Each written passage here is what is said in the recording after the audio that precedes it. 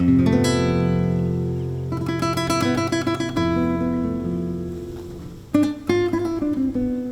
the center of South America, there's an extraordinary natural area known as the Gran Chaco, a vast alluvial plain formed over hundreds of thousands of years. It is shared by 4 countries: Bolivia, Argentina, Brazil, and Paraguay. And it's in Paraguay that you'll find the Chaco Center for Conservation and Research, also known as CCCI. This nonprofit organization is dedicated to studying the abundant biodiversity of the Gran Chaco, particularly endangered peccaries and lowland tapirs. Scientists from all over the world come here to learn about the wildlife of this very special place.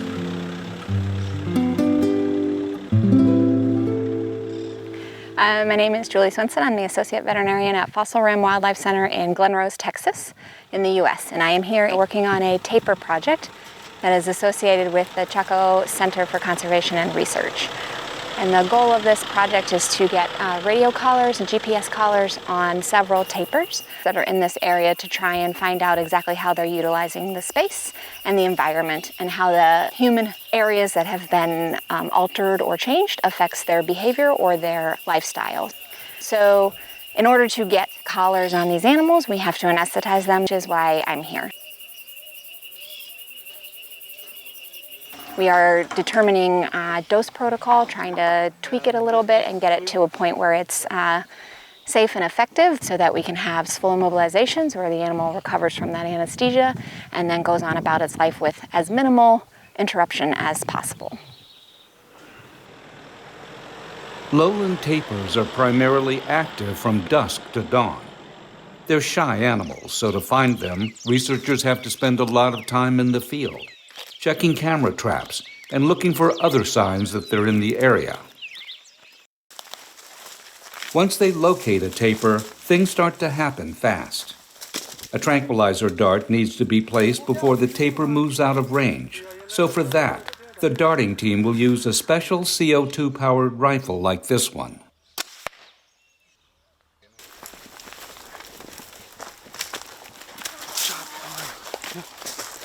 Yesterday afternoon, we were able to catch a tapir. This is a subadult male. He came to one of the watering holes where the guys were waiting, and they were able to dart him as he was leaving. He went down within about 8 minutes, and he was very stable throughout anesthesia, which was nice. Heart rate's really good, nice and even.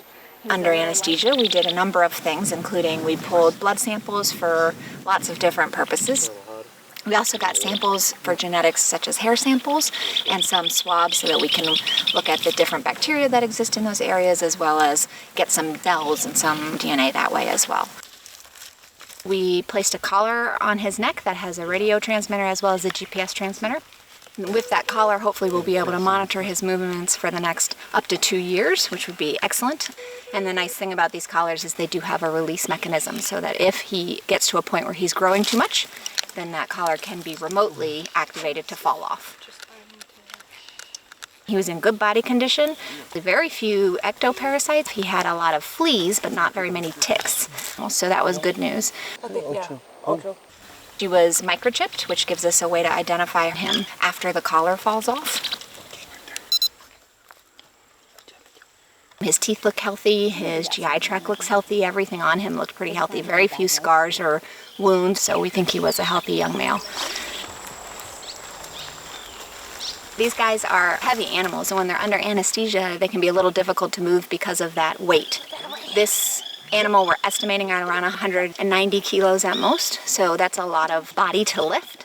So we have a tarp that we're using as a modified stretcher. He was very close to the water source when he went down, and we don't want to recover him close to water. So in order to accomplish that, we had to move him yesterday while he was under anesthesia, so we pulled him onto a tarp and just carried him, slid him on the ground, to be honest, because of the weight, and it worked very, very well. So we brought him out away from the water source. It's like a small pathway, and then we placed him there, pointing it away from waters. He went almost completely in the opposite direction of the water, which is what we were aiming for.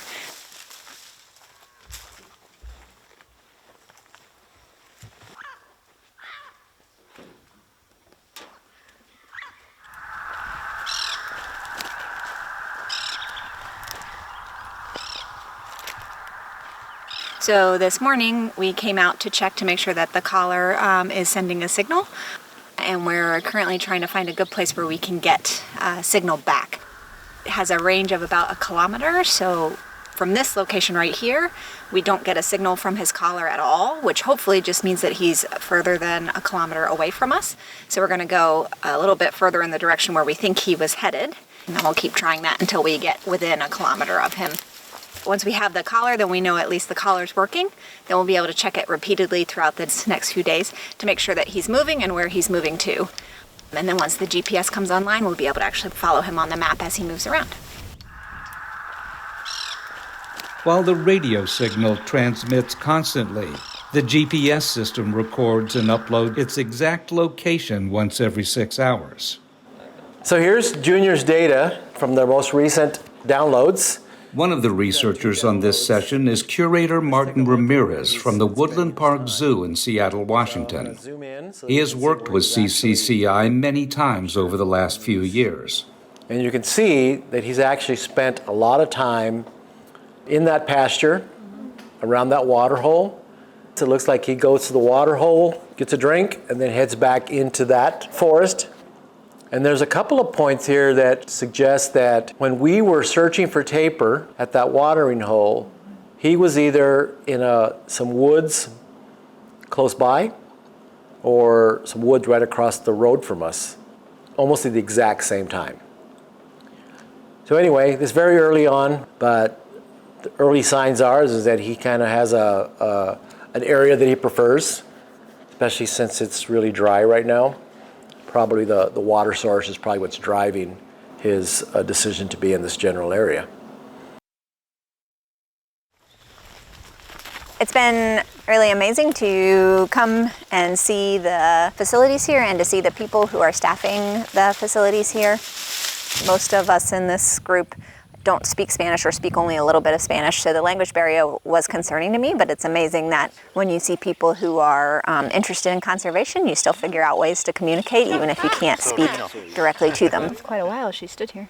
The ability of the people of Paraguay to have us here helping with this project and their willingness to have us here helping with this project is really amazing to see. It's always great to see different cultures and different people all over the world interested in the same thing. So everybody's trying to do what's best for the animals and the environment, and that's always something that is fascinating to be a part of and to witness. This project will remain active well into the future, so teams will regularly arrive to catch and examine lowland tapirs and fit them with collars. In time, these efforts should provide us a much clearer understanding of the lives of these elusive animals and the impact we humans are having on their existence.